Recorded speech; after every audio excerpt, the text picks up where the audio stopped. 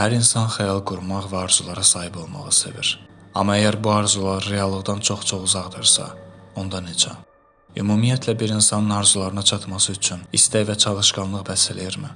Yoxsa bu sadəcə bir illüziyadır? John Steinbeckin Sıçanlar və Adamlar kitabı bizi bu suallar üzərində düşünməyə məcbur eləyir. Kitab iki yaxın dostun işləmək üçün bir fermaya doğru yola çıxması ilə başlayır. Onlardan birinin adı George Milton, digərinin adı Lenny Smalldur. George orta boylu, ağıllı və hiyləgər biridir. Lenny isə George'un tam əksinə, iri cüssəli, güclü olsa da ciddi zehni problemlərə sahibdir. Bəs bir-birlərinə zidd bu iki insanı eyni yola çıxmağa nə məcbur eləyib? Sahib olduqları arzu və xəyallar. George və Lenny pul qazanıb gələcəkdə öz fermalarını yaratmaq istəyirlər. Amma bu iki insanın istəkləri zahirən oxşar olsa da çox incə nüanslarla bir-birindən fərqlənir. George azad olmaq istəyir. Fermer olmaq onun üçün bir peşə sevgisi deyil, bir qurtuluş yoludur. Rahat qızlarla gəzsin, barlarda eylənsin. George ağıllı və hiyləgər olduğu üçün bunu tək başına daha asan bacara biləcəyini düşünür. Amma Lenny var və ona hər daim yaratdığı problemlərlə mane olur. Lenny'nin istəkləri isə daha uşaqvarıdır. O, George'un dediklərini ona görə eləyir ki, George ona sıçan, dovşan saxlamağa icazə versin. Hətta kitab boyu istədiyi tək şey budur. Başqa heç bir böyük məqsədi, arzusu yoxdur. Bəs nə üçün George Lenny'dən uzaqlaşmır?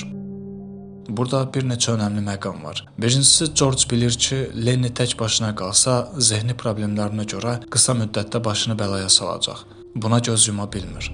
İkincisi, Lenny fiziki cəhətdən çox güclüdür. Onlar fermaya fəhlə işləməyə gəliblər. Fəhləlik ağıldan çox güc tələb edir. Lenny bu cəhətdən George'un işinə yarayır.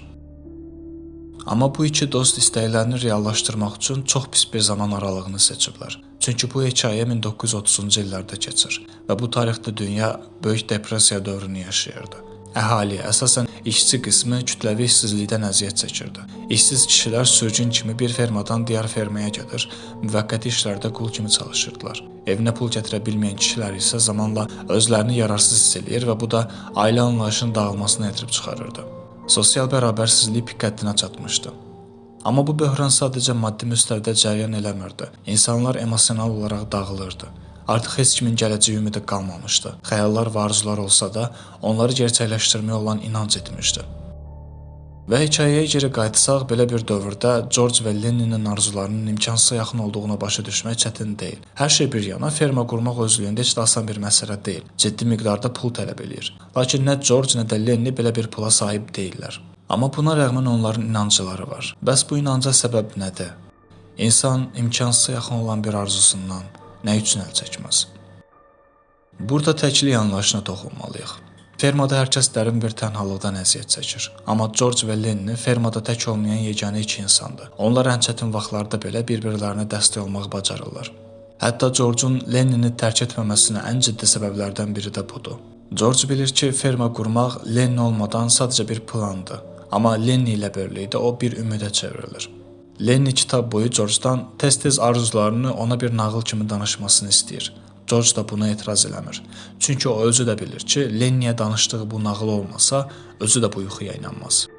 Burada açıq-aydın reallıq və ümid arasında bir mübarizə gedir. Yazar John Steinbeck bizə demək istəyir ki, insanın tək başına öz istəklərinə çatması elə də asan məsələ deyil. Hətta bu imkansıza yaxındır. İnsan nə qədər bacarıqlı, ağıllı olsa da bir məqamda mütləq kiminsə onu təsdiqləməsinə ehtiyac duyur. Hətta bu adam dəli olsa belə. George və Lenny ferma həyatında bir-birlərindən fərqli adamlarla qarşılaşırlar. Amma sözsüz ki, qarşılaşdıqları ilk məqam sosial bərabərsizlikdir. Fermanın sahibi pis deyə biləcəyimiz insan kateqoriyasına aiddir. İşçilərinə çox kobud davranır. Amma onun olduqca ağıllı biri olduğunu da vurğulamaq lazımdır. Və burada belə bir sual ortaya çıxır. Ağıl və əxlaq arasında münasibət necə qurulur? Kitabda Slim adlı obraz var. İşçilərə nəzarət eləyir. George və Lenny ilə də arası çox yaxşıdır. Bu suala o, Lenny'ni müşahidə eləyərək belə bir cavab verir. İnsanın yaxşı biri olması üçün ağıla ehtiyacı yoxdur. Hətta hər zaman bunun tam tərsi olmalı olduğunu düşünmüşəm. Çox ağıllı insanlara fikir versən, əksər hallarda heç də yaxşı insan olmadıqlarını görəcəksən. Bu sözlərin özlüyündə haqlı tərəfləri olduğu şübhəsizdir. Pis insanları təsəvvür etdiyimizdə bir çox hallarda onların heç də axmaq olmadıqlarını görə bilirik. Eynilə yaxşı deyəcəyimiz insanlar da əksərən pis insanların sahib olduğu ağıl və hiyləgərliyə sahib olmurlar. Yəni ortada bir qeyri-bərabərlik halı var.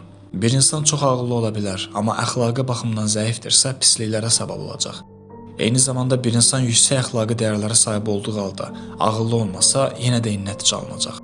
Ağıl və əxlaq arasında tarazlıq olmayanda şər özünü biruzə verir.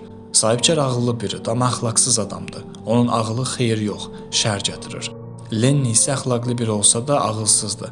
Məsələn, əlinə götürdüyü sıçan və iti nəzarətsiz güc tətbiq etdiyi üçün öldürür. Amma əslində məqsədi onları sadəcə sığallamaqdır, öldürmək yox.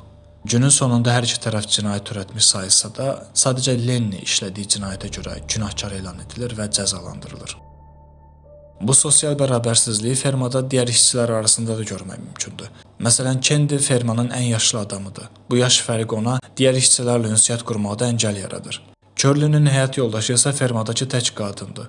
Tək olduğu üçün də daim fermadakı digər işçilərlə ünsiyyət qurmağa çalışır. Amma arada ciddi bir baryer mövcuddur. Hətta onun hekayədə bir adı belə yoxdur. Ona sadəcə Körlünün həyat yoldaşı deyirlər. Crooks isə fermadakı yeganə zəncidir. Zənci olduğundan irqçiliyə məruz qalır. Onu ümumiyyətlə xanadan qovublar. Heç kim onunla ünsiyyət qurmur. Əslində bu obraz hekayədə reallığın metaforu kimidir. Crooks xəyallar dünyasından qopub və gerçəkliyi dilinə yetirməkdən çəkinmir. Buna görə də fermadakı ən tənha insandır deyə bilərik. Təkliyin necə faciəvi bir şey olduğunu çox yaxşı başa düşüb. İnsan yanında biri olmasa dəli olur. Kim olduğu heç önəmli deyil. Tək yanında biri olsun. Sənə bir şey deyimmi? İnsan çox uzun müddət tək qalarsa xəstələnir. Təklikdən xəstələnir. Bu sözləri Crooks Lenni ilə söhbət əsnasında deyir. Ardınca Lenni Crooksa George-la qurduqları xəyallarından danışanda, Crooks bütün bunların tamamilə reallıqdan uzaq, sadəcə bir illüziyadan ibarət olduğunu söylüyor.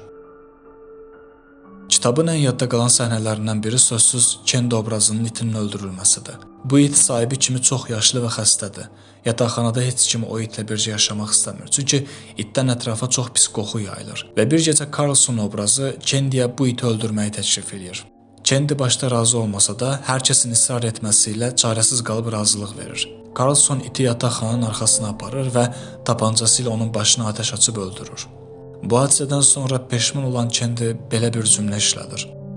Kaş ki onu özüm öldürsəydim. Bu cümlənin üzərində dayanmaq lazımdır. Kendi nə üçün belə bir ifadə işlədir? Nəticə etibarilə it hər iki halda da öləcəkdi. Burada niyyət anlayışı ortaya çıxır. Carlson o iti lazımsız, çürmüş və dəyərsiz hesab etdiyi üçün öldürmüşdü. Ehtimal ki ona qarşı içində nifrəti də var idi. Amma Kendi Carlsonun əksinə o iti sevirdi. Hətta fermadakı tək dostu o it idi. Hərəkət nəticə etibarilə eyni olsa da, niyyətlərdəki motivasiya tamamilə fərqlidir. Carlsonun niyyəti nifrətə dayalıdır. Kendininki isə sevgi və mərhəmətə. Bu niyyət və mərhəmət motivi bizi kitabın sonuna kimi təqib eləyir. Bir gün Körlinin həyat yoldaşı hər kəs fermadan uzaqdaykən Lenninin yanına gəlir və onunla söhbət etməyə başlayır. Bu qadın olduqca yüngül xasiyyətli biridir. Söhbət əsnasında öyrənir ki, Lenni yumşaq şeylərə toxunmaqdan xoşlanır və ona sığallaması üçün saçını verir. Amma unutduğu bir məqam var ki, Lenni sağlam düşüncəli biri deyil. Bu yaxınlaşmanın nəticəsində Lenni qızın boynuna nəzarətsiz güc tətbiq eləyir və qız ölür. Ardınca Lenni fermadan qaçır. Hadisəni öyrənən Curly Lennini axtarışa başlayır. George bilir ki, Curly Lennini yaxalasa, onu öldürməzdən öncə mütləq ona işgəncə verəcək. Buna mane olmaq üçün Kendinin itinin öldürüldüyü tapancanı götürüb hər kəsdən öncə Lenninin gizləndiyi yerə gedir. Çünki George Kendinin itinin ölümü ilə bir həqiqət öyrənmişdi. Əgər ölüm qaçınılmazdırsa, nifrət əvəzinə sevgi və mərhəmət seçmək lazımdır. George o gün Lennini öz əlləri ilə öldürür. Bizim kimi adamlar dünyanın yalnız adamlardır. Onların ailəsi yoxdur. Heç bir yerə aid deyillər. Bu ölümün ardından George iki həqiqətlə üz-üzə qalır. Birincisi o gün sadəcə dostu Lenni deyil, onunla birlikdə qurduqları arzu və xəyallar da ölmüşdür. İkincisi və önəmlisi isə George da artıq fermadakı digər insanlar kimi tamamilə tənha biridir.